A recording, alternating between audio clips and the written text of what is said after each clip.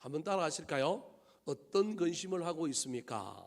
어떤 근심을 하고 있습니까? 여러분에게 지금 어떤 근심, 걱정, 염려가 있습니까? 우리는 어떻게 근심을 해야 할까요? 성경은 기본적으로 근심하지 말라고 하는데 우리 인간의 자체는 어쩔 수 없이 근심할 수밖에 없는 존재인데, 찬송가에도 보면 너 근심 걱정 말아라 주 너를 돌보시고 도우신대잖아요. 그런데도 불구하고 성경은 하지 말라고 하는 걸 우리는 주구장창 뭐하고 있어요? 하고 있는 거예요. 이게 우리의 모순인데요. 이 근심의 문제를 저와 여러분이 염려, 근심, 걱정 이 문제를 어떻게 해결해야 될까요? 오래전 미국에서 있었던 일입니다. 기차 화물칸에 화물을 체크하던 직원이 어느 날 냉동칸에 들어가서 짐을 체크하다가 밖으로 나오려는 문이 열리지 아니하여서 그 냉동칸 안에 갇히고 말았습니다. 바깥에 있었던 직원들이 아마 퇴근 시간이 되자 사람이 있는 걸 확인하지 않고 문이 열렸으니 그냥 문을 닫고 퇴근한 모양입니다. 드라마에도 뭐 그런 내용들이 종종 나오잖아요. 아무리 비명을 지르고 문을 두드려도 소용이 없었습니다. 휴대폰이 없던 시절이라서 상황은 절망적이었습니다. 갇힌 그 사람은 포기한 채 덜컥 그 자리에 주저앉았습니다. 이제 별 수 없이 곧 얼어 죽을 것이라고 생각했습니다. 그리고 자기가 가지고 있는 노트 메모지를 꺼내어 그래도 내가 여기 있었다라는 것을 한 줄이라도 남겨고 가야지 그러면서 글을 쓰기 시작했습니다. 점점 내 몸의 체온도 떨어져 간다. 이제 곧 나는 동상에 걸리게 되겠고 온몸이 마비되고 차갑게 굳어져서 죽어가겠지. 서서히 나는 죽어가고 있다. 이렇게 쓰고 그가 죽었습니다. 그의 글처럼 그는 얼마 못 가서 숨을 거두고 말았습니다. 다음 날 아침에 출근한 직원들이 냉동칸 문을 열어보니 한 사람이 죽어 있는 거예요. 사람이 죽어 있는 걸 보고 얼마나 놀랐겠습니까? 인사사고가 났으니. 그런데 더 놀라운 것은 그 냉동칸이 고장이 나서 사실은 그 안에 온도가 영하로 내려간 적이 없고 영상 5도에서 10도 정도 조금 차가운 기운 정도 느끼는 정도였는데 이 사람이 죽은 거예요. 그 사람이 막 적어놓은 걸 보니까 뭐 추위에 죽어가는 것처럼 생생하게 적어놨는데 사실은 알고 보면 이 사람은 추위에 죽은 것이 아니라 뭐 하다가 죽은 거예요?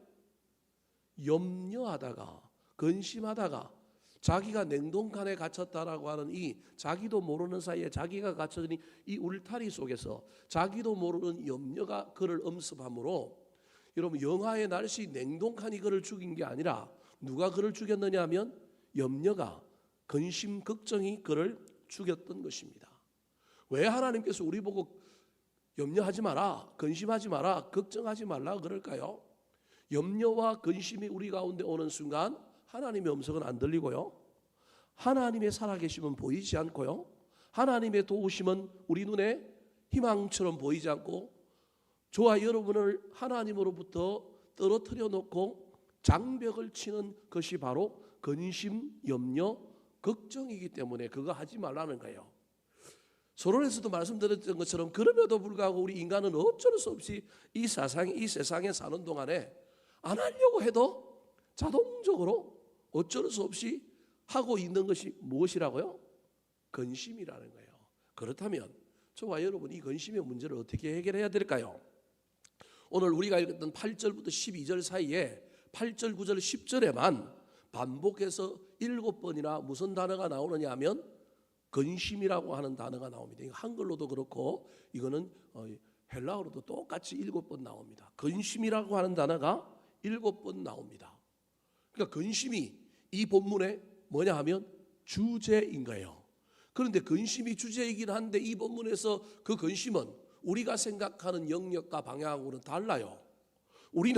우리가 가지고 있는 문제, 우리가 살고 있는 현실 세계에서 우리가 느끼는 그 어떤 것에 대한 근심과 염려에 대한 것인데, 오늘 본문의 근심은 그런 것이 아닌 다른 근심에 대해서 이야기하는 거예요. 즉 다시 말하면 성경은 우리에게 명확하게 이야기합니다. 해야 할 근심이 있고 하지 말아야 할 근심이 있다는 거예요. 우리는 해야 할 근심은 있는지도 없는지도 모르고 안 할 뿐만 아니라 하지 말라고 하는 근심은 하지 말라고 하는데도 어떻게 해요? 주구장창하고 있는 거예요. 그러면 하지 말라는 근심을 하고 있으면 뭐도 하는 게 옳아요? 해야 할 근심도 해야 하는데 정작 해야 할 근심은 안 하고 하지 말아야 할 근심만 하고 있는 거예요. 산술적으로 수학적으로 해야 할 근심도 하고 하지 말아야 할 근심도 하면 뭐 어떤 면에서는 본전이잖아요. 그럼 이 정도는 견딜만 하잖아요. 그런데 우리가 해야 할 근심은 안 하고 무슨 근심만 하고 있다고요? 하지 말아야 할 근심만 하고 있는 것입니다. 사랑하는 성도 여러분, 지금 저와 여러분은 어떤 근심, 어떤 염려, 어떤 걱정에 빠져 있습니까? 오늘 본문을 통하여 성경이 여러 근심에 대하여 이야기하겠지만 제가 오늘 세 가지 근심의 종류에 대하여 여러분에게 설명을 할 텐데, 이 이야기를 통하여 하지 말아야 할 근심과 해야 할 근심을 잘 구별하여 저와 여러분이 안 할 것은 안 하고 할 것은 할 줄 아는 믿음의 사람들이 되시기를 우리 구주 예수 그리스도의 이름으로 축원합니다. 자, 그렇다면 수많은 근심의 종류가 있겠지만 제가 생각하기에 성경에서 말하는 근심은 세 가지 종류인데, 첫 번째 근심은 어떤 근심일까요? 따라 하시겠습니다. 즉시 멈추어야 할 쓸데없는 근심. 즉시 멈추어야 할 쓸데없는 근심 중에 쓸데없는 근심이 있는 거예요. 우리가 인간이기 때문에 근심 안 할 수는 없어서 근심한다 할지라도 가능하면 쓸데없는 근심은 뭐 했으면 좋겠다고요? 안 했으면 좋겠어요. 쓸데없는 근심이 뭘까요? 쓸데없는 근심 중에 대표적인 것이 뭐냐 하면 한자어로 기우라고 하는 것이 있습니다. 기우. 일어날 가능성이 매우 희박한 일을 지나치게 걱정하고 두려워하는 거예요. 기나라에 근심이라고 하는 뜻을 가지고 있는 사람이 살았는데, 그 사람이 춘추 전국 시대에 기나라라고 하는 나라가 있었는데 그 나라에 살면서 막 머리를 싸매고 맨날 근심하고 걱정했는데 뭐 때문에 근심하고 걱정했느냐 하면 하늘이 무너지고 땅이 꺼질 것 같은 근심. 여러분 생각해 보세요. 하늘이 무너지고 땅이 꺼지면 살 수 있어요, 없어요? 없어요. 그래서 기우라고 하는 말은 거의 없다라고 표현할 수는 없지만 거의 없는 가능성, 그 가능성을 있는 것으로 착각하여 쓸데없이 하고 있는 근심, 걱정, 염려를 뭐라고 얘기하느냐 하면 기우라고 합니다.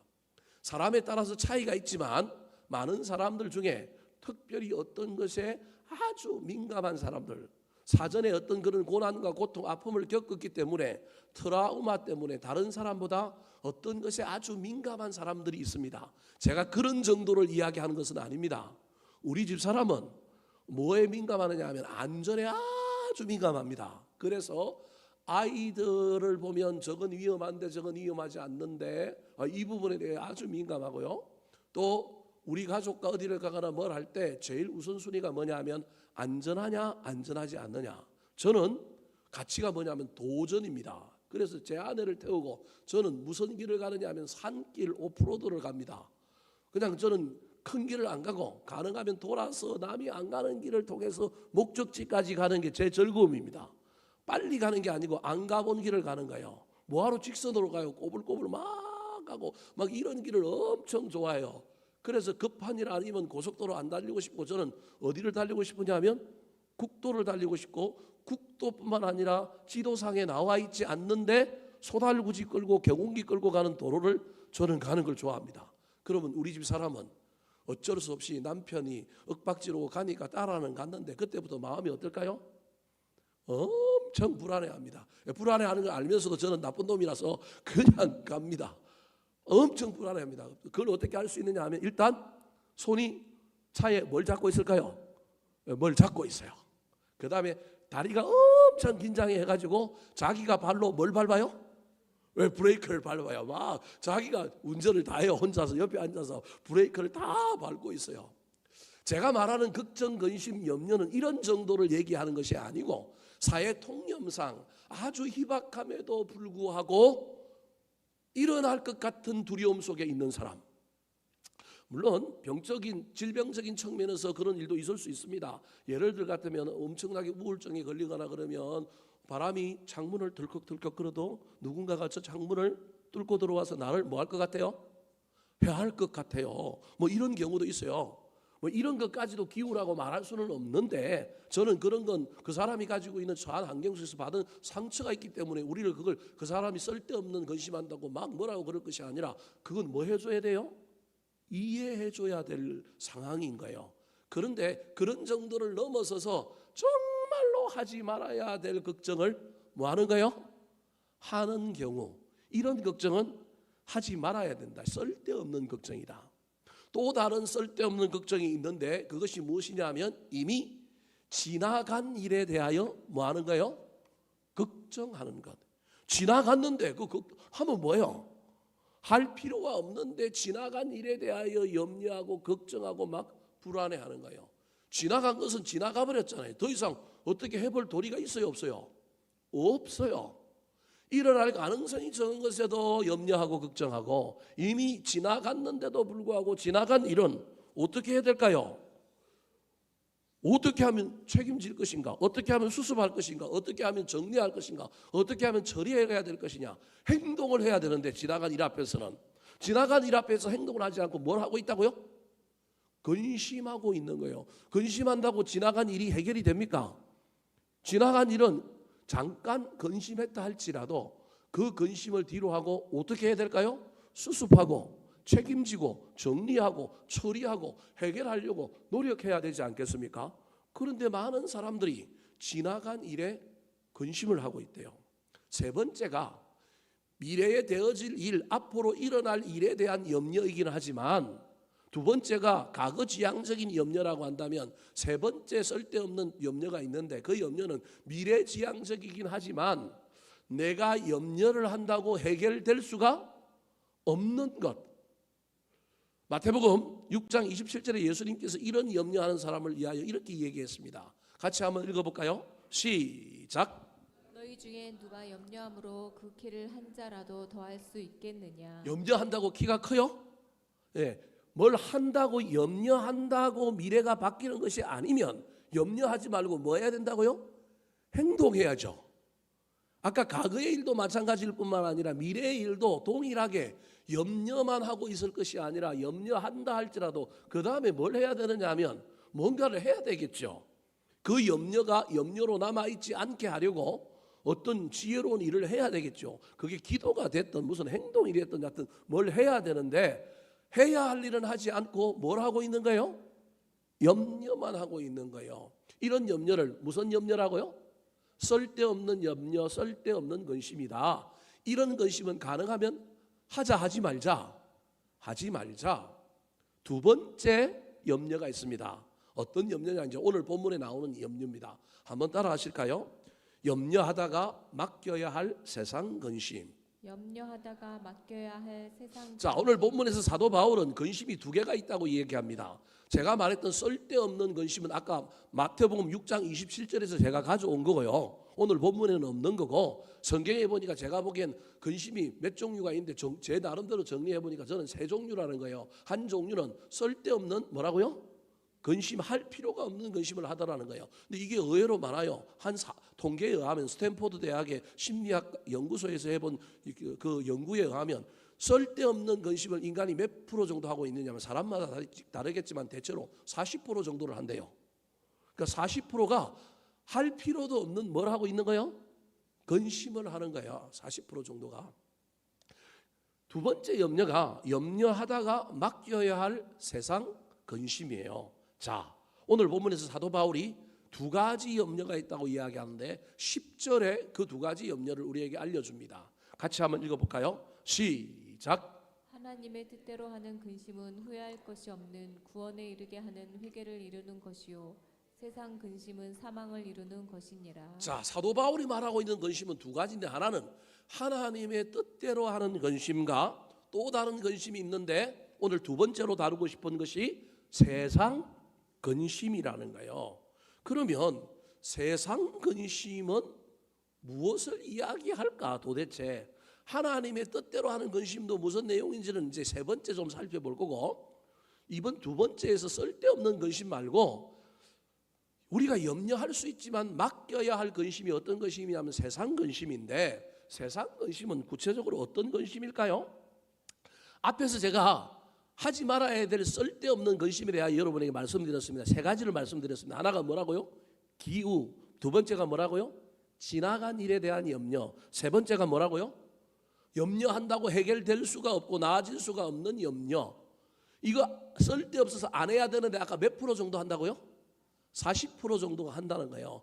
그러니까 40% 정도 하는 것도 세상 근심으로 놓아보자는 거예요. 안 해야 되는데 인간이 안 하면 얼마나 완벽해요. 하다가 안 해야 되는데 안 할 수 없으니 그것도 하고 있다고 한다면, 그것도 나한테 남아있다고 한다면 이것도 무슨 근심으로 보자고요? 세상 근심으로 보자. 또 다른 세상 근심은 뭐냐 하면 미래에 나의 삶에 영향을 미치고 이루어질 일에 대한 근심인데, 믿음이 없어서 염려되는 것, 내 뜻대로 되지 아니하여서 뭔가 잘 이루어질 것 같지 아니하여서 나한테 오는 근심, 내 욕심 때문에 그 욕심을 채우지 못함으로 한계 상황에 봉착하여 뭔가 이루어지지 않는 것에 대한 근심과 염려, 이런 것들을 전부 무슨 근심으로 보자고요? 세상 근심. 그러니까 우리가 일반적으로 하는 모든 근심을 무슨 근심으로 보자고요? 세상 근심, 쓸데없는 근심까지 여기 넣고, 그 다음에 우리가 일반적으로 하는 모든 근심, 쓸데없는 근심은 무조건 안 해야 되는데도 하고 있을 뿐만 아니라 또 인간이기 때문에 어쩔 수 없이 내 뜻대로 되지 않고 내 욕심이 채워지지 않고 믿음이 없어서 뭔가 상황 속에서 미래 가운데 염려되고 근심되고 있는 걱정들을 전부 무슨 근심으로 보자고요? 세상 근심으로 보자는 거예요. 그래서 성경은 하지 마라 그랬지만 어쩔 수 없이 인간이니까 이런 근심을 할 수밖에 없다라는 거예요. 그런데 하다가 뭐 하자고요? 맡기자라는 거예요. 아까 쓸데없는 근심은 그냥 그 자리에서 멈추고 뭐 하자고요? 하지 말자. 이거는 쓸데없다 해봤자 소용도 없다. 그랬는데도 안 되는 근심을 세상 근심으로 갖고 오고 우리가 일반적으로 하는 근심까지 근심하다가 맡기자고요. 누구한테? 하나님께 맡기자라는 거예요. 오늘 사도 바울이 그것을 빌립보서 4장 6절에서 이 세상 근심을 이렇게 표현하고 있습니다. 같이 한번 읽어볼까요? 시작. 아무것도 염려하지 말고 다만 모든 일에 기도와 간구로 너희 구할 것을 감사함으로 하나님께 아뢰라. 아무것도 뭐 하지 말고? 염려하지 말고. 그 말은 아예 염려는 안 된다 그 얘기가 아니라 인간은 어쩔 수 없이 염려하는데 염려하다가, 그 말입니다. 염려하다가 그 다음에 뭐 하라고요?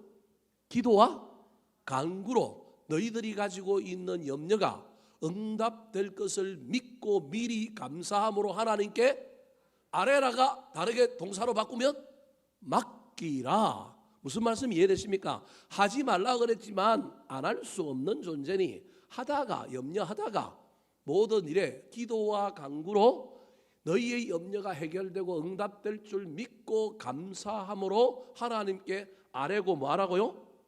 맡기라는 거예요. 사랑하는 성도 여러분, 은혜 중에 최고의 은혜는 잘 맡기는 은혜입니다. 사탄은 우리 인간의 염려와 걱정, 불평을 먹고 삽니다. 그래서 사탄을 굶어 죽이려면 뭐 하면 되느냐 하면 사탄이 우리에게 가져다 주는 양식을 염려, 걱정, 근심, 원망, 불평, 미움 이런 것들을 다 누구한테 맡기면 돼요? 하나님께 맡기면 됩니다. 그래서 기도는 달라고 하는 것이기도 하지만 기도는 맡기는 것이기도 합니다. 우리가 기도를 너무 편협하게만 이해해서 자꾸 주십시오만 하지 마시고 하나님 내 마음이 어렵습니다. 내 마음에 미움이 있습니다. 내 마음에 염려가 있습니다. 이거 좀 가져가십시오라고 주님께 뭐 해야 된다고요? 맡겨야 됩니다. 요즘은 좀 보이지 않지만 옛날 목욕탕 카운터에 가면 뭐라고 적어놨어요? 기중품은 주인에게 뭐 하시라고요? 맡기십시오. 맡긴 것만 뭐 한다고요? 책임집니다. 어떻게 그리 잘 아세요? 옛날 목욕탕에 그렇게 적어놨어요. 요즘은 잘 안 보여, 그죠? 맡긴 것만 하나님이 뭐 한다고요? 책임진다니까요. 안 맡기면 하나님이 책임져 주지 않습니다. 쓰레기를 버리고 올 때 기분 나빠하거나 이미 버린 쓰레기를 아쉬워해서 다시 가져오는 사람이 있습니까? 예, 저는 간혹 그렇게 합니다. 우리 집사람이 버리라고 다 갖다 놓은 걸 버리러 갔다가 제가 뒤져보고 이걸 왜 버렸어 하고 갖고 오는 경우가 있습니다. 그래서 우리 집사람한테 혼날까 봐 몰래 숨겨놨다가 또 갖고 왔는데 또 귀신같이 알고 또 다음에 또 버립니다. 그래서 저는 갖고 오고 우리 집사람은 버리고 뭐 여기서 좀 집안이 좀 이상합니다. 우리는. 여러분, 쓰레기는 쓰레기니까 뭐 해야 돼요? 버려야 돼요. 버리고 나면 뭐 해야 돼요?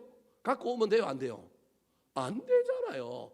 제가 갖고 오는 건 그게 쓰레기라고 여기지 않기 때문에 갖고 온 건데, 저와 여러분이 염려, 근심, 걱정을 만약에 쓰레기로 비유한다면 그걸 주님께 맡기고 삶의 현장으로 갖고 가면 돼요? 안 돼요? 안 된다니까요. 우리가 이론은 잘 아는데 이게 실제 삶의 현장에서는 안 돼요. 실컷 교회 와서 예배 드리고 기도 시간에 하나님께 실컷 맡겼는데 저 문 나가는 순간 또 머리가 핑핑핑핑 돌아가면서 그 근심 걱정 염려에 대한 생각이 앞서가고 누굴 찾아갈까, 내일은 뭘 해야 될까, 막 이런 고민이 교회당 문을 딱 나가는 순간 나오잖아요. 시편 127편에 보면 여러분 그 유명한 이야기가 있어요. 기가 막힌 신앙인에 대한 이야기를 하는데, 성을 세우는 사람, 집을 짓는 사람에 대한 이야기가 나와요. 파수꾼을 두어서 수 없는 성을 지켜도 여호와께서 지키지 않으면 그 성은 뭐예요? 무너져요. 아무리 집을 지어도 하나님께서 그 집을 세우지 않으면 그 집은 나중에 사기당하고 문제가 생긴다는 거예요. 그러면서 시편 127편 2절에 보면 잘 이해가 안 되는 말을 붙여놨는데 그게 뭐냐면 여호와께서 그 사랑하시는 자에게 뭘 주시는도다고요? 잠을 주신대요. 뜬금없는 표현이요. 사실은 알고 보면 뭐에 대한 이야기냐, 하나님의 주권에 대한 이야기를 하면서 하나님이 집도 짓고 성, 우리의 사업, 우리의 가게, 우리의 꿈의 성, 인생의 성, 뭐 이런 걸 다 누가 짓는다고요? 하나님이 짓는다. 그래서 너희들은 하나님을 의지하고 하나님과 동력하고 하나님의 뜻을 따라서 집도 세우고 성도 지어야 된다. 그 하나님의 주권에 대한 이야기를 하고 있는데 갑자기 뭐라고 얘기하면 여호와께서 그 사랑하시는 자에게 뭘 준다고요? 잠을 준다라는 거예요. 이게 무슨 말일까요? 하나님의 주권을 인정하고 나도 열심을 보태고 나도 일을 하지만 내 힘으로 안 되는 건 내 능력 밖에 있어서 근심하고 있는 걸 주권자에게 누구에게 맡기는 거예요? 하나님께 맡기고 나는 뭐 하는 거예요? 편안하게 뭐 한다고요? 자는 거예요. 내가 자는 동안에 하나님께서는 뭘 하셔요? 일하세요. 그래서 그 원래 히브리어 원문에 하면 여호와께서 잠을 자는 동안에도 뭘 주시는도다? 복을 주시는, 잠을 주신다고 얘기했지만 여호와께서 사랑하시는 자에게 잠을 주신다고 했지만 사실은 알고 보면 여호와께서 사랑하시는 자에게는 잠을 잘 때도 뭘 주신다고요? 복을 주신다는 거. 왜? 맡겼기 때문에. 사랑하는 성도 여러분, 여러분의 염려가 여러분이 스스로 쓰레기로 취급하면 절대 여러분의 문제는 해결되지 않습니다. 이 문제가 정말로 중요한 문제요, 해결될 문제라고 한다면 쓰레기처럼 여기지 마시고 다시 갖고 오지 마시고 누구에게 맡기라고요? 하나님께 맡기시기 바랍니다. 염려할 수 있습니다. 온갖 인생의 문제, 심지어 쓸데없는 근심, 과거의 것까지도 염려할 수 있습니다. 쓸데없는 근심은 그냥 그 자리에서 딱 멈추고 잊어버려야 되는데 그게 안 되는 사람, 현재뿐만 아니라 미래에 일어날 일들에 대한 여러 가지 근심, 걱정 가지고 있는 사람 다 합쳐서 세상 근심인데 그 세상 근심 하다가도 누구에게 맡기자고요? 하나님께 맡겨야 한다. 잘 기억하셔서 저와 여러분은 할 수만 있다면 쓸데없는 근심은 멈추시고 세상 근심은 누구에게 맡겨야 할까요? 하나님께 맡기는 저와 여러분 되기를 예수님의 이름으로 축원합니다. 마지막입니다. 아까 읽었던 10절에 하면 하나님께서 주시는 또 다른 근심이 있는데 그게 무슨 근심이라고요? 하나님의 뜻대로 하는 근심입니다. 한번 따라 하실까요? 하나님 뜻대로 하는 거룩한 근심. 하나님 뜻대로 하는 거룩한 근심. 자, 오늘 본문에는 두 가지인데 제가 여러분에게 세 가지로 말씀드렸습니다. 잘 기억하시기 바랍니다. 이게 뭐 꼭 정답이다 그런 건 아니지만 대체로 성경에서 우리에게 이야기하고 있는 근심이 세 가지인데 하나는 그냥 멈춰야 될 쓸데없는 근심이 있고요. 두 번째로는 하나님께 맡겨야 할 무슨 근심이 있다고요? 세상 근심이 있고요. 이게 하지 말아야 될 근심인데 하고 있는 것들이에요. 그런데 실제로 우리가 해야 할 근심이 있는데 안 하고 있는 근심이 있다라는 거예요. 그게 무슨 근심이라고요? 하나님 뜻대로 해야 하는 무슨 근심? 거룩한 근심이 있다라는 거예요. 저와 여러분이 신앙생활을 하면서 하나님의 말씀을 들을 때 말씀이 들려오는 여러 가지 방식이 있습니다. 그 방식을 세 가지로 요약하면 이렇습니다. 하나님의 말씀이 나한테 뭘로 들리느냐면 은혜로 들립니다. 아무런 거부 반응도 없이 이 말씀이 마음을 기쁘게 하고 정말로 은혜롭고 정말로 듣고 나면 마음이 기쁘고 자유합니다. 하나님의 말씀이 은혜로 들립니다. 여러분, 그런데 이렇게 들리는 은혜의 말씀만을 너무 사모하지 마시기 바랍니다. 그때 그 은혜의 말씀은 갓난아이가 먹는 젖과 같은 은혜입니다. 갓난아이는 술술술 넘어가야 되잖아요. 그런데 어른이 되면 젖을 먹으면 안 되고 뭘 먹어야 돼요? 밥을 먹으려면 뭐 해야 돼요? 씹어야 되잖아요. 그래서 말씀이 은혜로 들리는 방식이 있다고 한다면 또 다른 방식이 있다라는 거예요. 근데 그 또 다른 방식 말고 또 두 번째 제가 여러분에게 말씀드리고 싶은 게 있는데 뭐냐면 이게 뭐 은혜로 여겨지지도 않고 나쁘지도 않고 그냥 앉아는 있는데 들리기는 한데 무미건조한 것, 나한테 아무런 영향력이 없는, 나한테 아무런 효과를 발휘하지 못하는 말씀이 있을 수 있어요. 제가 하나님의 말씀이 여러분에게 들리는 방식을 제 나름대로 여러분에게 설명하는 거예요. 첫 번째로는 우리가 가장 좋아하는 방식이 뭐냐 하면 어떻게 들린다고요? 은혜로 들리는 거예요. 근데 여기에 넘어가면 큰일 난다니까요. 은혜로만 들리면 안 된다니까요. 근데 은혜로 들리는 것이 그래도 좋은 이유는 은혜로도 안 들리고 뭐로도 안 들려요? 뭐 나쁜 걸로도 안 들리고 뭐 그냥 듣긴 들었는데 뭐 하나도 은혜롭지도 않고 생각나지도 않고 그냥 나한테 아무런 영향력이 없어. 그냥 앉아만 있었어. 들려오기는 들려왔는데 아이 뭔지도 모르겠고 뭐 나한테 뭐 전혀 뭐 그래요. 이게 무미건조한 방식으로 말씀이 들려올 수 있어요. 한국 교회 안에 이 두 종류가 아마 판을 칠 거예요. 은혜 받았다 그러고 어떤 사람들은 졸고 왔다 그러고 무미건조한 거예요.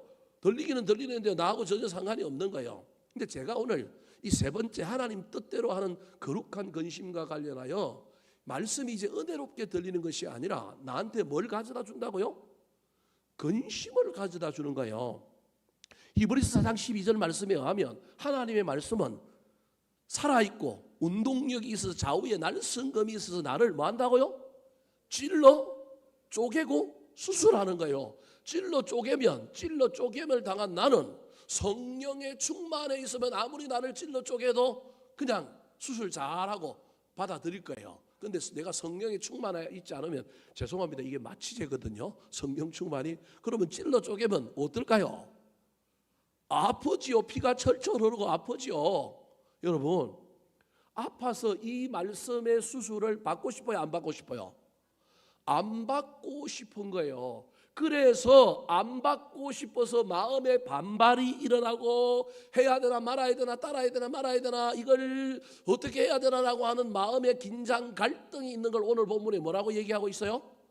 근심이라고 표현하고 있는 거예요. 근데 그 근심을 잘 마무리하여 그 근심과 잘 싸워 이기고 그 근심 속에서 하나님 말씀이 나를 불편하게 하고 나의 심기를 건드리고 나를 막 찔러 쪼개고 나의 상처를 건드려서 힘들었지만 그걸 잘 하나님의 뜻으로 받아들임으로 처음에는 근심이었는데 하나님의 뜻으로 받아들임으로 말미암아 회개에 이르렀을 뿐만 아니라 어디에 이르렀다고 이야기하고 있냐면 구원에 이르렀다고 얘기하는 거예요. 이게 오늘 본문의 10절인 거예요. 하나님의 말씀이 이렇게 들린다니까요. 이렇게 들리면 좋은데 그렇게 들리지 않고 찔러 쪼개는 것이 너무너무 힘들고 싫어서 내가 그 말씀 앞에 온전히 반응할 수 없어서 그 자리를 근심하다가 어떻게 해버려요? 떠나가는 사람이 있는 거예요. 제가 지금 하나님의 말씀이 들린 방법을 여러분에게 세 가지로 설명하고 있는 거예요. 지금 하나는 은혜로 들려요. 하나는 무미건조하게 들려요. 하나는 뭘로 들리느냐면 근심으로 들리는데 이 근심에 대하여 반응하는 방법이 두 가지가 있다는 거예요. 하나는 근심하다가 도망가 버리는 사람이 있는가 하면 근심하다가 이게 하나님의 뜻으로 인정하고 받아들여서 회개에 이르고 구원에 이르는 방식이 있다는 거예요. 여러분, 근심하다가 도망가 버린 사람이 성경에 아주 대표적으로 나오는 사람이 있어요. 그 사람이 누구냐 하면 마태복음 19장 25절에 보면 부자 청년 하나가 예수님한테 와가지고 막 자기가 멋진 신앙생활을 하고 있는 사람임을 주장하면서 선한 선생님이여, 내가 어떻게 해야 영생을 얻으리까? 그랬더니 너 율법 지키냐 그랬더니 제가 율법 다 지켰습니다. 그랬더니 예수님께서 너 율법 요약해봐라 그랬더니 하나님 사랑, 이웃 사랑으로 이야기합니다. 그래, 이웃 사랑 있네? 그러면 네가 가진 부자잖아요. 네가 가진 그 재물을 가난한 사람들에게 뭐 해주라고요? 나눠주라 그랬어요. 하나님의 말씀이 찔르는 거예요. 지금 이 청년한테 찔르는 거예요. 나눠줘라 그런 거예요. 찔르니까 수술을 하잖아요. 이때 이 수술을 어떻게 받아들일 것이냐, 이게 지금 근심이 됐다니까요. 여러분, 말씀이 은혜로만 우리에게 오는 것이 아니라 뭘로도 올 수 있다고요? 근심, 이걸 다른 말로 우리는 도전 뭐 이렇게 얘기하는 거예요. 직면 이렇게 얘기할 수 있어요. 근데 근심하면 여러분 잘 이해가 안 되겠지만 여하튼 말씀이 우리를 불편하게 한다니까요. 근심거리가 된다니까요. 이때 보이는 방법이 여러 가지가 있겠지만 성경에 나오는 부자 청년은 뭐 해버린 거예요? 도망가 버렸어요. 자, 마태복음 19장 22절 말씀 시작. 그 청년이 재물이 많음으로 이 말씀을 듣고 근심하며 가니라. 자, 근심하여 가버렸어요. 그래서 말씀이 세면, 말씀이 워낙 강하면, 죄송합니다, 교회를 떠난 사람들이 있는 거예요. 우리 교회 그런 사람이 없으니까 제가 말씀을 세게 안 하는 것일 수 있어요. 제가 앞으로 세게 한번 할까요? 그래갖고 막 시험 든 사람 많고 떠나는 사람 많고 그러면 괜찮을까요? 늘 목회자는 이게 고민인 거예요. 어떻게 해야 될까? 사람 모으는 게 우선이면 가능하면 심기를 안 건드려야지. 무슨 말씀만 전해야지. 은혜로운 말씀만 전해야지. 그런데 하나님이 오셔서 양심에 가책을 주고 나한테 도전을 주셔서 그래도 우리 교인이 성장하고 성숙하고 믿음에 대단한 어떤 뭔가를 이루려고 한다면 그래도 이런 말씀 정도는 더 끌어야 되지 않을까. 그래서 어떤 때는 제가 계급품을 내몰고 막 얘기를 합니다. 할 수만 있다면 어떻게 하면 다치는 사람이 많지 않고 어떻게 하면 온전하게 할까. 이게 옳은 방법인지도 잘 모르겠어요. 그렇지 않고 그냥 원색적으로 하시는 분들이 있어요. 그런데 제가 아는 원색적으로 하시는 분이 있는데 그 교회가 훨씬 잘 돼요. 틀렸다라는 거예요. 그렇게 하면 우리 교회 나오지 말라는 거예요. 막 이렇게 대놓고 얘기하는데도 신기하게 그 교회는 어떻게 해요? 부흥을 해요. 그래서 이거 내가 잘못하고 있나 그런 생각이 들어요. 저는 어떻게 하면 가능하면 이걸 조금 완곡하게, 논지는 같더라도 어떻게 하면 완곡하게 표현할 거냐, 추구해야 될 목적은 똑같을지라도 어떻게 하면 잘 알아들을 수 있도록 이렇게 이야기할 거냐. 직설적으로 이야기 안 하면 한국 사람 잘 못 알아듣는데도 불구하고 저는 지금까지 제가 목회한 걸 생각해 보니까 그냥 좀 둘러서 까고 좀 이렇게 좀 이야기하면 알아듣겠지 하고 왔던 것 같아요. 근데 오늘 본문에 예수님도 뭐 한 사람이 있는 거예요. 보낸 사람이 있다니까. 다 돌려보내야 된다. 제가 그 얘기하는 게 아닙니다. 다 돌려보내야 된다는 게. 어떤 교회의 운영과 비윤리적이고 비도덕적이고 자기 취향을 가지고 사람을 돌려보내면 안 되지만 말씀이 부담스러워서 그 교회 못 나가겠다. 그러면 그 교회는 제가 보기엔 괜찮은 교회라고 저는 생각해요. 말씀은 써야죠. 진짜 진리의 말씀이 선포돼야 되지 않겠어요? 그런 측면에서 저는 때로는 많이 반성하고 있습니다. 여하튼 제가 앞으로 이제 메시지가 어떻게 될지 여러분 봐야 하겠지만 뭐 해왔던 게 변하겠어요? 그럼에도 불구하고 여하튼 이렇게 듣는 말씀 속에 그 말씀이 자기를 근심하게 만들었을 때 떠나버린 사람이 있는 거예요. 근데 떠나버리는 사람이 있는 게 아니라 그 말씀이 근심이 되고 막 얼굴이 울그락부락하고 이게 18, 19이 올라오고 오늘 목사님이 나를 말씀으로 치네 이랬다가 이게 그 속에서 하나님의 뜻이 발견되고 그 말씀 속에서 이게 내 죄악에 대한 문제구나. 이게 내가 잘못한 것에 대한 하나님의 지적이구나. 하나님이 나한테 지금 나보고 회개를 요구하고 있구나. 말씀을 통하여 이렇게 깨달아지는 사람은 근심하다가 이게 하나님의 뜻임을 인정하고 그 말씀 앞에 저게 나를 찔러 쪼개고 저거 나를 공격한다고 이야기하지 않고 이게 내 죄구나, 나의 문제구나 깨닫고 하나님 앞에 납작 엎드려 뭐 하는 거예요? 회개하는 거예요. 그때 하나님이 회개의 은혜를 부어주셔서 놀라운 역사가 일어난다라는 거예요. 그게 하나님의 뜻대로 하는 근심이라는 거예요.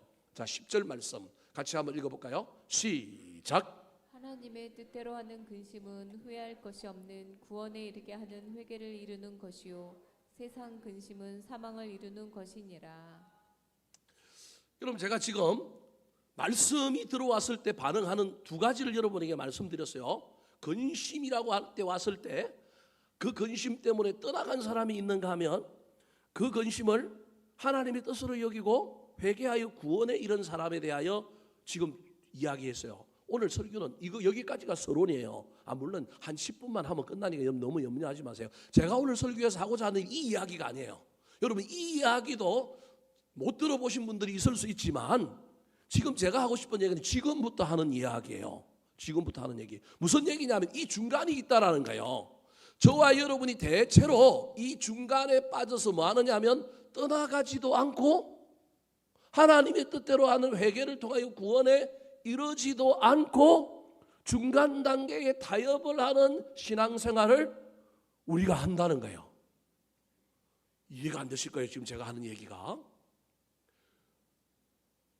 예를 들어봅시다. 누구 예를 한번 들어보느냐 하면, 자, 저기 보십시오. 하나님의 뜻대로 하는 근심은 구원에 이르게 하는 회개를 이루고 세상 근심은 뭘 이룬다고요? 저 10절에 의하면 하나님의 뜻대로 하는 근심과 세상 근심이 각각 따로 노는 이야기처럼 여러분에게 들릴 거예요. 그런데 자세히 보면 저건 따로 노는 이야기가 아니라, 제가 아까 두 번째 세상 근심이 우리 인간이 할 수 있는 근심, 미래와 현재 일어나는 일들에 대한 것, 뭐 하지 말아야 되는 쓸데없는 근심까지 엮여서 여러분에게 설명을 했어요. 근데 저는 세상 근심이 또 다른 차원이 있다고 여러분에게 지금 이야기하고 싶은 거예요. 무슨 말이냐면 말씀이 우리한테 부딪혀 왔을 때 도망가는 사람이 있는가 하면, 도망가는 사람은 세상 근심도 안 하고 도망갔고 그 말씀을 하나님의 뜻이라고 여기고 잘 받아들여서 나의 죄악이라 여기고 깨닫고 회개함으로 은혜를 얻고 구원에 이르는 사람이 있는가 하면, 또 어떤 사람이 있느냐 하면 세상 근심으로 뭘 이루었다고요? 사망을 이루는 제3의 인물이 있다라는 거예요. 그러니까 이게 따로 노는 이야기가 아니라 근심이라고 하는 말씀의 역할 속에 어떤 사람이 보일 수 있는 경우의 수인 거예요. 선택의 방법인 거예요.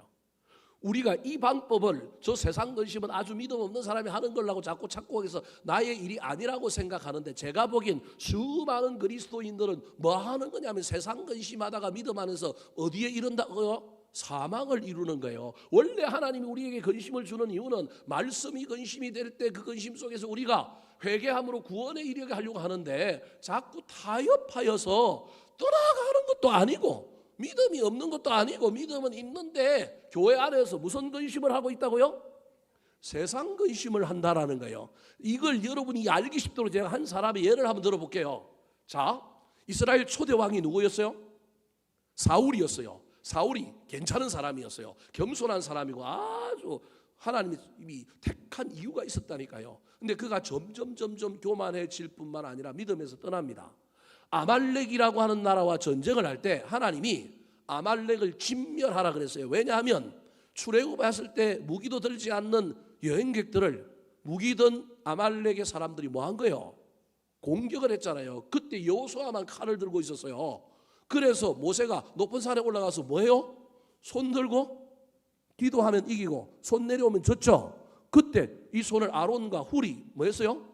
받쳐서 이겼다니까. 이때 하나님이 자기 백성들이 무기도 없이 철제 무기든 아말렉과 전쟁한 통에 고통당하는 걸 보고 다음에 내가 저 갚아준다. 그래서 사울이 왕이 되었을 때 이 아말렉 정복 전쟁에 아말렉은 뭘 말리냐면 씨를 말리라 그랬습니다. 하나도 남겨두지 말라는, 이게 헤렘이라고 하는 말인데 이게 번제가 여기에 유래하는 거예요. 즉 아말렉을 하나님의 번제물로 삼겠다라는 거예요. 근데 사울이 욕심이 났어요. 그래서 왕도 아각이라고 하는 왕도 살려놓고 가축들 중에 제일 피둥피둥하고 살찌고 좋은 건 다 뭐 한 거예요? 놔둔 거예요. 제껴둔 거예요. 나중에 사무엘 선지자하고 왜 그랬느냐 물었더니 뭐라고 얘기해요? 핑계를 대요. 뭐라고 핑계됩니까? 하나님께 뭐 하려고 이게 했다고요? 제사 지내려고 그랬다는 거예요. 여러분, 하나님께 제사, 이때 머리가 핑핑핑 돌아간 사울이 사실은 책망하는 이 사무엘 앞에 뭐 하고 있는 거냐면 사실은 세상 근심하고 있는 거예요. 세상 근심. 조금 이따 설명을 여러분이 해드리도록 할게요. 그래서 사무엘이 뭐라고 얘기해요? 순종이 뭐보다 낫다고요? 제사보다 나은 게 어디 있겠어요? 제사도 뭐 하고 드리라는 거예요? 순종만 하고 제사 드리지 말라는 얘기가 아니라 순종을 겸하여 드리는 뭐가 좋다고요? 네가 빼놔갖고 하나님께 예배 드리겠다고 하는데 그게 중요한 게 아니라 먼저 아말렉 다 진멸하고 죽이고 순종하고 그 다음에 네 가축으로 뭐 하는 게 제사 드리는 게 좋다라는 거예요. 이분법이 아니라 이거 여기에는 이분법이 아니에요. 하나님이 순종도 제사도 합치라는 거예요. 왜 남의 거 좋은 걸 갖고 제사 드리냐는 거예요. 성리를 주신 하나님께 네 거 드리지. 여기에 벌써 이 사울의 나쁜 마음이 있는 거예요. 그래서 하나님이 너 거역했다 그러고 이야기하잖아요. 그러면서 사무엘 선지자가 가버리려고 그러는 거예요. 가버리려고 그러니까 이때 사울이 아니 성리를 했으면 그 재물들을 가축들을 놔뒀으면 하나님께 뭐 해야 돼요? 제사를 드려야 되잖아요. 하나님이 기뻐하시느냐 안 기쁘시느냐 이것보다 지금 사울은 뭐가 중요해요? 백성들 앞에서 자기의 왕권 체면이 중요해요. 지금 가축들을 따로 떼어놨는데 하나님 앞에서 예배를 드려야 되는데 예배를 드리려면 누가 있어야 돼요? 제사장 사무엘 선지자가 있어야 되잖아요. 근데 사무엘 선지자가 노발대발해갖고 하나님 말씀 안 지키겠다고 뭐 하겠다는 거예요? 가겠다고 그러는 거예요. 그때 사울이 애걸복걸합니다. 우리 한번 읽어볼까요? 사무엘상 15장 24절 25절 말씀 시작. 사울이 사무엘에게 이르되 내가 범죄하였나이다. 내가 여호와의 명령과 당신의 말씀을 어긴 것은 내가 백성을 두려워하여 그들의 말을 청종하였음이니이다. 청하오니 지금 내 죄를 사하고 나와 함께 돌아가서 나로 하여금 여호와께 경배하게 하소서 하니. 사무엘 선지자가 순종이 제사보다 많다 말씀을 줬잖아요. 네가 하나님 말씀 어겼다. 말씀이 사울에게 뭘로 왔느냐? 근심으로 왔어요. 여러분 지금 근심으로 왔다니까요. 그러면 이 근심 속에서 자기 죄를 깨닫고 회개함으로 구원을 얻어서 하나님 뜻대로 하는 근심으로 바꿔야 되잖아요. 하나님 말씀이 찔러 왔으니까. 근데 보십시오. 이게 타협이 세상 근심이라니까요. 저게 무슨 말이냐면 사울이 뭐라고 얘기하냐면 내가 뭐 했다고요? 회개하잖아요. 회개의 표현이잖아요. 범죄하였나이다. 그래놓고 뭐라고 하냐면 자기의 범죄의 이유를 명확하게 하래요. 내가 하나님 두려워하지 않고 누굴 두려워했다고요? 백성을 두려워했고 내가 하나님의 말을 청종하지 않고 내가 그들의 말을 뭐 했다고요? 청종해야 돼. 머리는 핑핑핑 돌아가가지고 알기는 여시같이 알아요. 얼마나 잘 알아요. 여러분 신앙은 아는 게 아니에요. 저기 분명히 입으로는 회개하나이다 했잖아요. 그리고 자기가 어떻게 범죄했는지를 다 고백하고 있잖아요. 그러면 벌써 저기서 세상 근심으로 가지 않고 뭘로 가야 돼요? 하나님의 뜻대로 하는 근심으로 가서 하나님께 회개했으니 구원을 얻어야 되잖아요. 여러분 이 장면에서부터 사울은 사망을 이루기 시작합니다. 그래서 왕권에서 멀어지는 거예요. 25절 때문에 그러는 거예요. 그러면 저기서 저 이야기하면 난 다음에 회개를 더하고 바짝 엎드려야 되는데 뭐라고 얘기해요? 회개 조금 하고 청하오니 지금 내 죄를 사하고 나와 함께 돌아가서 나로 하여금 여호와께 뭐하게 하소서? 회개가 우선이에요? 자기 체면이 우선이에요? 지금 사무엘 선지자의 책망을 들으면서 말씀 때문에 근심하고 있는데 하나님이 나를 어떻게 보실까? 내가 하나님 앞에 어떤 죄를 지었는가 근심하고 있어요. 내가 백성들한테 인기를 잃을 것인가? 내 왕권이 어떻게 될 것인가? 그거 근심하고 있어요?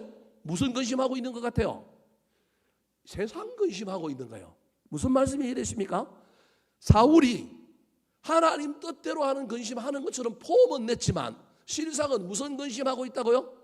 세상 근심하고 있는 거예요. 왕권이 누구한테로부터 왔느냐 하면 하나님께로부터 왔는데 하나님께 잘 보이면 된다가 아니라 지금 내 왕권이 누구 손에 있다고 지금 믿는 거예요? 사람들 손에 있다고 믿는 거예요. 그래서 백성들에게 잘 보여. 하나님의 말씀이 들려왔는데 이익이 지금 내 눈앞에 있어서 하나님 말씀 들으면서 입으로는 회개한다고 하지만 이익 때문에 무슨 근심하고 있어요? 세상 근심한다. 이게 오늘 우리 그리스도인들이라니까요. 여러분 제 말이 이해가 되는지 안 되는지 잘 모르겠어요. 제가 받은 말씀이니까 전하는 거예요. 그냥. 우리가 이런다니까요. 회개는 해요. 회개가 없는 게 아니에요. 회개는 하는데 회개하면서도 무슨 근심을 하고 있다고요? 세상 근심을 하고 있다니까요. 세상 근심을 하는 거예요. 사무엘이 딱 딱 보고 한 거예요. 야, 이건 안 되겠다. 그래서 사무엘이 뭐라고 하냐면 당신 하나님께서 왕위를 어떻게 할 거라고요? 빼앗아서 가져갈 거다. 그 얘기까지 해요. 그런데도 불구하고 그 자리에서 왕위를 가져간다, 하나님이 가져간다 그랬으면 초점이 자기나 사람이 아니라 누구에게로 와야 돼요?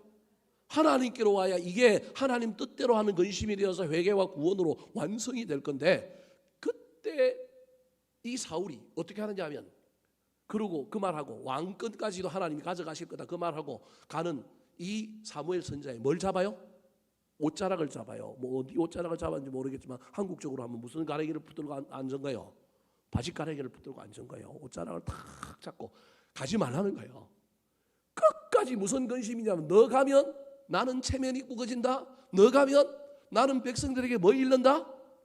인기 잃는다. 이 근심이 누구 속에 가득 차 있는 거예요? 사울에게 가득 차 있는 거예요. 사울에게 가득 차 있는 거예요. 그러면서 사무엘 선지자에게 아주 간곡하게 간청합니다. 30절 말씀. 자, 시작. 사울이 이르되 내가 범죄하였을지라도 청하옵나니 내 백성의 장로들 앞과 이스라엘 앞에서 나를 높이사 나와 함께 돌아가소서. 내가 당신의 하나님 여호와께 경배하게 하소서. 납니다. 특별히 누굴 높이사? 나를 높이사. 하나님의 말씀이 나를 찔러 쪼개고 하나님의 말씀이 나한테 부딪혀 와서 내가 여기에 결단해야 되는데, 지금 사울의 머리는 세상 근심으로 가득 차 있는 거예요.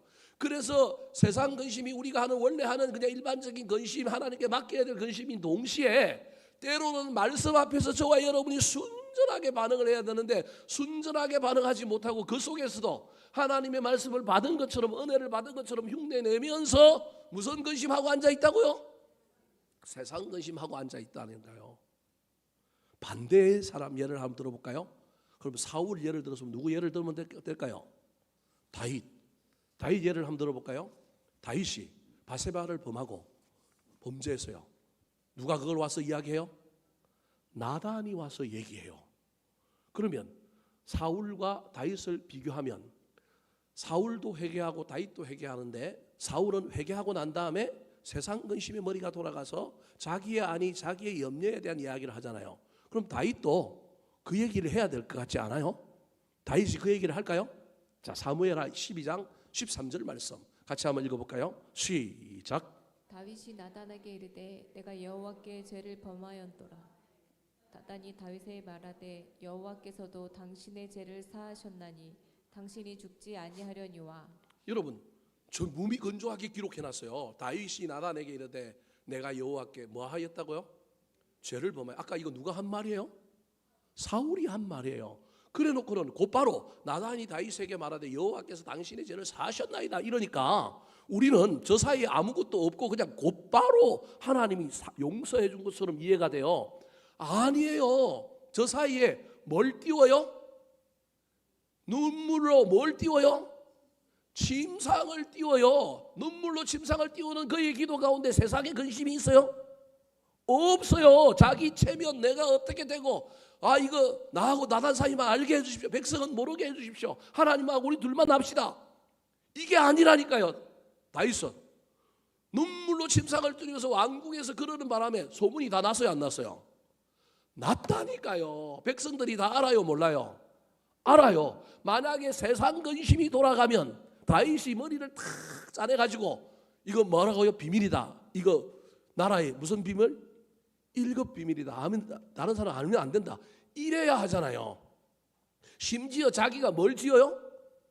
시를 짓잖아요. 그게 나중에 시편이 돼가지고 여러분 대표적으로 하나님께 예배할 때 쓰이는, 성전에서 쓰이는 뭐가 된 거예요? 노래가 되었다니까. 이게 공개된 거예요.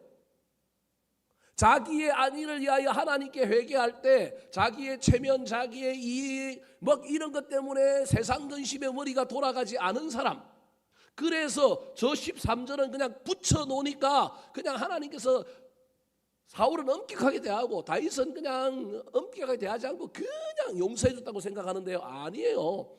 하나님이 다윗을 한참 지켜본 거예요. 저놈이 세상 근심하는지 안 하는지, 저놈이 진짜 회개하는지 안 하는지. 그 말 듣고 다윗이 왕권을 가지고 누구 죽여버리면 돼요? 나단 죽여버리면 이 일은 지도새도 뭐예요?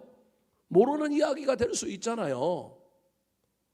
회개하는 척하고 난 다음에 좀 잠잠해지면 나단 저 소련의 푸틴이 비행기 떨어뜨리고 죽이는 것처럼 할 수도 있잖아요. 그런데 안 하잖아요. 무슨 말씀이 이해되십니까? 그 모든 것을 하기 난 하나님께서 나단 선지자에게 당신의 죄를 뭐 하셨다고요? 사하셨다. 당신이 뭐 하지 않는다? 죽지 않는다. 저게 붙여놨기 때문에 우리가 오해하는 거라니까요. 여러분 저 장면을 한번 자세히 한번 볼까요? 12장 19절에 보면 한번 읽어보고 이제 설명을 합시다. 시작. 다윗이 그의 신하들이 서로 수군거리는 것을 보고 그 아이가 죽은 줄을 다윗이 깨닫고 그의 신하들에게 묻되 아이가 죽었느냐 하니 대답하되 죽었나이다 하는지라. 오늘 집에 가서 저 사무엘하 12장을 한번 읽어보시기 바랍니다. 나단 선지자가 바세바의 범죄를 이야기하면서 뭐라고 얘기하느냐 하면 아이가 태어날 건데 아이가 태어나면 뭐 할 거라고요? 죽을 거라고 얘기해요. 그때부터 다윗은 회개하기 시작해요. 우리는 다윗의 회개가 잠시 잠깐 회개라고 생각하는데요. 상당히 긴 회개였을 가능성이 많아요. 아이가 태어나고 죽었는데 이 아이가 태어나면서 죽었는지 태어나고 난 다음에 좀 있다가 죽었는지는 정확하지는 않지만 여하튼 아이가 태어나고 죽는 이야기까지가 이 다윗의 회개의 전 과정에 포함이 되어 있어요. 나단 선지자가 다윗을 와서 말씀으로 찔러서 공격을 했어요. 근심하게 만들었어요. 여러분 이게 이제 다윗이 침상을 들면서 막 기도해요. 그러면 신하들은 다 알게 되는 거예요. 이게 숨기고 한 게 아니라 공개적으로 드러난 거예요. 다윗은 이게 드러나느냐 자기 체면이 어떻게 되느냐가 중요한 게 아니고요. 오직 하나님과 자기 관계 속에서 하나님의 말씀이 나를 찔러 쪼갤 때 이게 나를 향한 말씀이다로 붙들고 내가 하나님 앞에 진짜 회개한 거예요. 그래서 신하들이 다 아는 거예요. 그런데다가 신하들이 오늘 본문에 저기 서로 뭐 한다고요? 수군거려요. 바세바가 애를 낳았는데 죽었다라는 거예요. 그 수근거리는 이야기를 쑥덕쑥덕 하는 이야기를 다윗이 듣고 이게 하나님의 징계가 이제 끝났구나. 죽는다 그랬으니까 이게 죽는구나. 다시 내가 산다 그랬으니 하나님이 그때부터 다윗이 옷을 입어요. 상복 입고 막 있다가 갑자기 뭐예요? 옷을 입고 음식을 안 먹다가 뭐예요? 음식을 먹어요. 이 이야기 속에 다윗이 자기의 안위를 위하여 뭘 숨기거나 뭘 막 포장하거나 자기의 미래를 위하여 막 이게 육신의 근심, 세상 근심이 막 돌아간 사람이 아니었다라는 거예요. 말씀을 복잡하게 해갖고 여러분들이 헷갈릴 거예요. 정리를 한번 해봅시다. 여러분 우리가 근심 안 하고 살 수는 없어요. 근데 쓸데없는 근심이 있어요. 할 수만 있다면 그거 안 했으면 좋겠어요. 쓸데없는 근심뿐만 아니라 인간적으로 필연적으로 어쩔 수밖에 하는 근심이 있어요. 그 근심은 빨리 누구에게 맡겨요? 하나님께 맡겨요. 근데 제가 궁극적으로 이야기하고 싶은 이 근심 말고 우리가 해야 될 근심이 있다라는 거예요. 해야 될 근심은 뭐냐 하면 하나님의 말씀이 나를 찔러 쪼갤 때 그 말씀 속에 내가 부자 청년처럼 도망가지도 말고 사울처럼 적당하게 타협하여 양손에 떡을 다 지려고 하지 말고 하나님의 말씀을 온전히 받아들여서 정말로 내가 이 말씀대로 살고 있는가, 이 말씀대로 살면 정말로 복을 받는가, 정말로 근심을 하나님의 말씀과 하나님의 응답과 하나님의 말씀을 지킴으로 일어날 미래에 대한 기대 속에 근심이어야 한다는 겁니다. 그래야만이 우리의 하나님의 뜻대로 하는 근심 속에 무슨 근심이 안 들어온다고요? 세상 근심이 안 들어오는 거예요. 하나님의 뜻대로 근심한다고 하지만 많은 사람들이 무슨 근심하느냐 하면 세상 근심해요. 세상 근심에서 뭘 이룬다고요? 사망을 이룬다니까. 아까 그 얘기가 그거예요. 하나님의 뜻대로 하는 근심을 끝까지 해야 되는데 자꾸 뭐가 끼임으로 말미암아 저와 여러분이 실컷 타협하여 하나님의 뜻대로 근심하는 것처럼 회개하는 척하다가 구원을 이루지 못하고 사망을 이루는 길로 갈 수 있음을 기억하여 저와 여러분이 말씀 앞에 정직하게 반응하고 그 말씀을 가지고 하나님이 나를 오늘 목사님을 통하여 나를 오늘 막 두드리 패네, 오늘 나를 공격하네 그러지 말고 정말로 그 말씀이 옳다면 그 말씀 앞에 온전히 반응했으면 좋겠습니다. 왜 다윗이 하나님 마음이 합한 사람이 되었느냐 하면 이 장면이에요. 사울이 왜 버려졌느냐 하면 이 장면이에요.